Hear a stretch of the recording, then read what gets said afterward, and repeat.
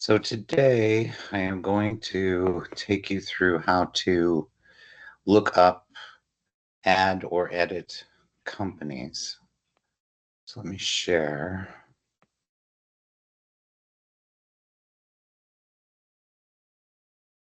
So on the main menu, we have the Contact and Company tab. I'm going to go through the company part of this for today. The first button is for company lookup. So the other buttons that are here allow you to get access to reports showing who our preferred vendors are. That's the first one. What companies are we listed as a preferred vendor, and what companies are facilities maintenance, and that could be vendors that provide HVAC services or electrical services or legal services or insurance services, things like that.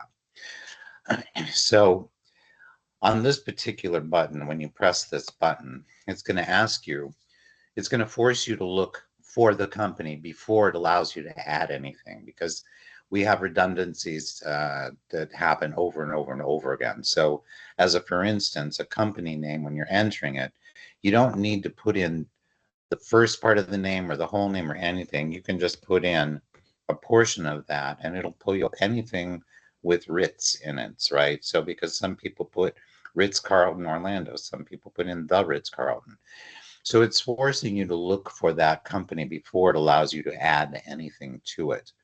And this particular form that it opens up to now is a read-only form. It cannot be edited, just because sometimes you click a button and you delete something on this level, which was unintentional. So for all intents and purposes, when you're looking for a company, even if you think that you're adding a new company, it will make you look for a name first.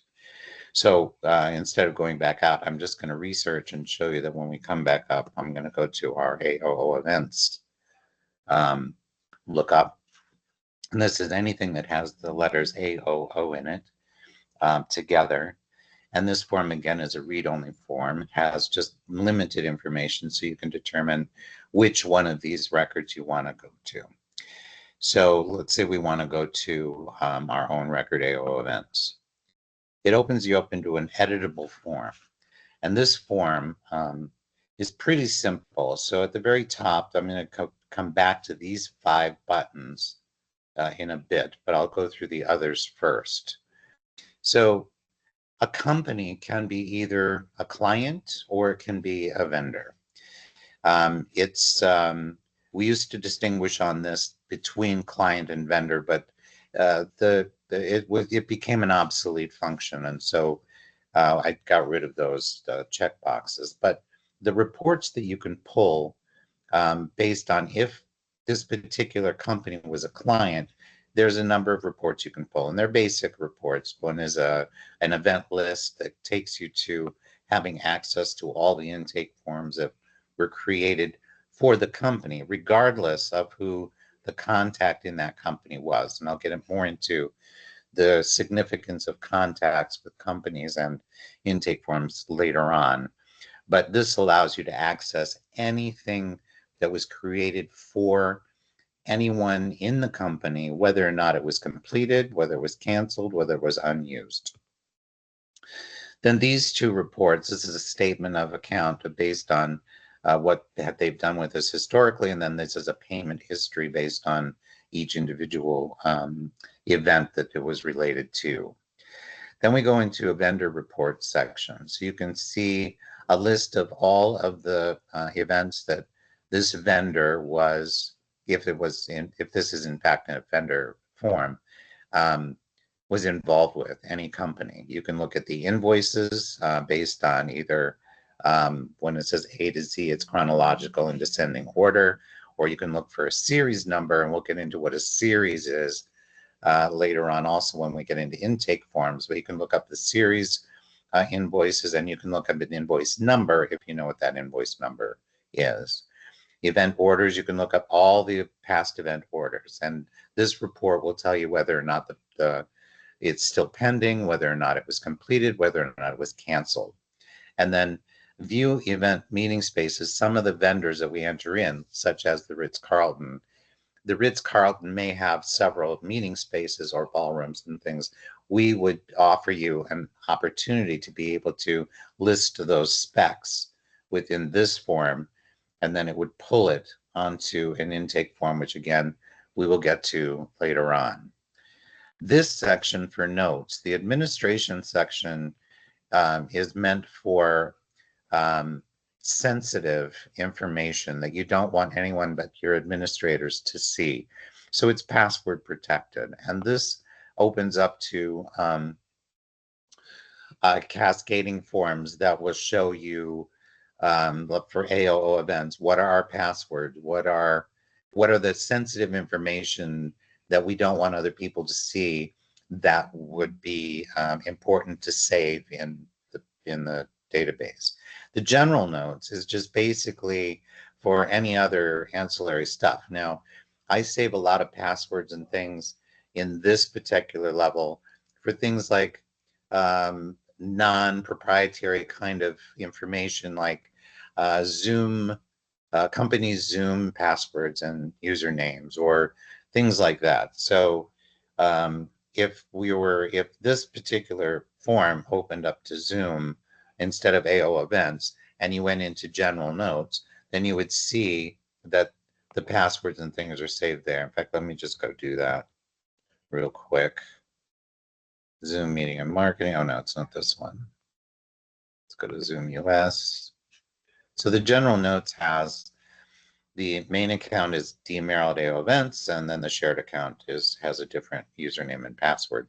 So that is, anybody can see that information. It's not that sensitive, so it goes into the general notes section. But if this were a bank or credit cards or people that control our email addresses and so on and so forth, that would all be in administration here. So we'll go back to AO events. So down below in this first section, first of all, just be aware that anything that has an asterisk next to it means that it's going to be able to pull onto a report at some point.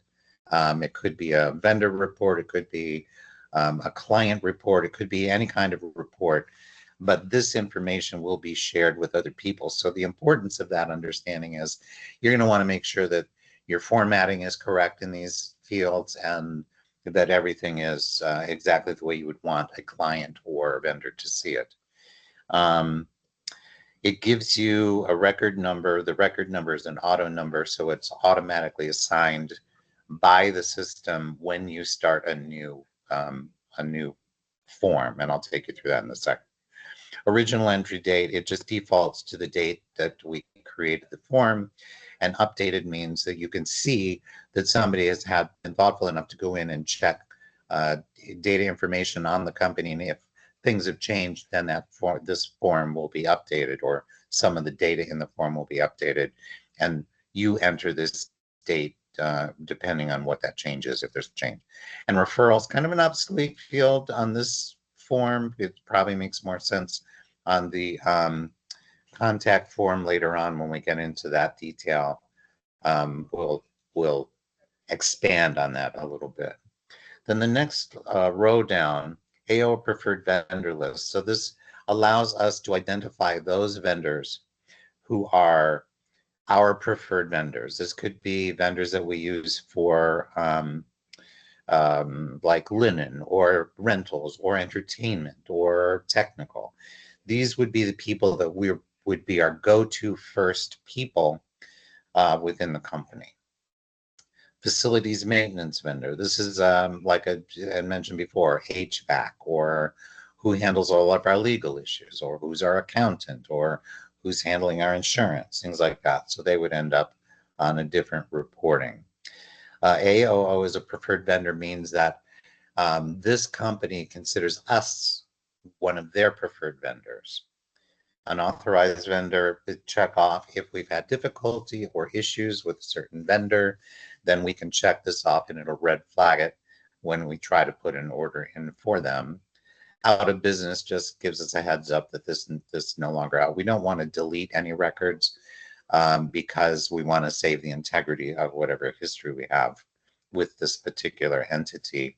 And then 1099 eligible, I just added in because we have so many that are corporate, but also individuals that we end up paying as vendors that we still need to submit tax records for. Home company, there's only one company in this entire database structure. Even if there's 10,000 companies, there's only going to be one that's a home company. And home company in this particular definition means that the company that we're looking at who controls the data, the company that owns this data. Right now, AOO Events owns this database. They own this data. We are the only ones that are checked off as home company. And this allows the reporting systems on the back end, which is much further down the road for us, that I'll show you, knows what to pull, what information to pull for the orders that are being generated. Then the rest of this is very pretty standard and straightforward. We've got the company name, address, city, so on and so forth. The phone labels and phone numbers.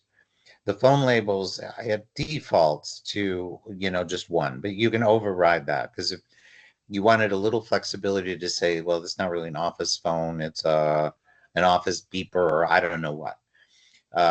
You can change that, but it will default to office, it'll default to OFAX, because again, these are all appearing on reports, so we try and stay consistent with how we're titling things so that those reports come out with an easier looking flow than if somebody's just making stuff up as they go along. So go to the website. This will allow you to just open a website from here because it's got a link to it. So that's kind of nice to have. The tax ID number is good to have, account number, payment terms. If we can see if there's a net 30 or whatever, then we know that that vendor isn't demanding an immediate payment, so on and so forth. And then there's vendor discount section, and this also ties into later on when we're talking about doing orders and P&Ls within an event. The vendor discount will pull into the system and it will show the discounts on those reports. Then vendor category, this is like a stream of consciousness Google search kind of a thing. So there's a number of ways to describe this vendor that you can very easily then pull it up. Now we've given you some drop-down ideas of what to use in order, again, to stay consistent, but at the same time, if you have a green and pink striped zebra, then you probably want to use the word zebra in the description somewhere, because you're looking for a unique quality within this field that you can run a search on and easily find it. And then special notes and instructions. This was originally intended for, well, if you're doing like a hospitality thing and you want to remember that this particular company never likes to use the color blue, or they will only do events within hotels. So if you're searching for venues, don't bother looking at a sound stage. They want it to be at a hotel. So just little hospitality things like that. That's what this was meant to cover, because it's in your face when you open up the company and you see it.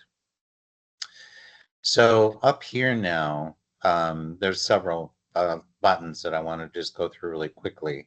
The View Company Contacts one, you can view anyone who's associated with AOO Events.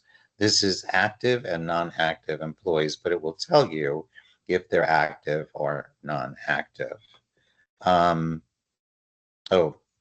I think I just lied. No, I changed that recently and then put in, so you can see the non-active staff there, but this shows you anybody who's listed as active. Search company, this just takes you back to, the same search engine here, where you're coming back to the same thing. So you can look up a company here. You can look up contacts here by last name. So you don't have to go out of this. You can, if you're looking for a contact, even if they're not with the same company, you can come here and look for that particular person here. These buttons, the stop sign takes you all the way back out to the main menu, and the other closed door sign just takes you back to this list. So it's pretty simple, pretty basic, and I think just getting to understand these reports, you just kind of fish around a little bit and see what kind of information is pertinent there. But I think that that wraps how to access these kinds of companies. But let's just say we wanted to find a test company and we're not finding anything. You would just go up to the top and you would add a new company. And for purposes of this, I'm just going to call it an AO test company. So you would put that in. You can see that this defaults to the original entry date. You fill out all the rest of the information. Now, one of the things that I try to instill in people when they're coming into this is to be as accurate and as complete as you possibly can, because when you're entering new information, it's always a great intention to go back and fill it in, but many, many times that doesn't happen. So when you're adding a new company, again, it's going to make you look it up first. If it's not there, it's going to give you a blank form. You go to add a new company, you put in all the pertinent information into that company, and then you simply close it. So that is the basics for the company portion of entries. And I hope that is clear enough, but if you need some additional information or clarifications, then please, by all means, I would be happy to provide it.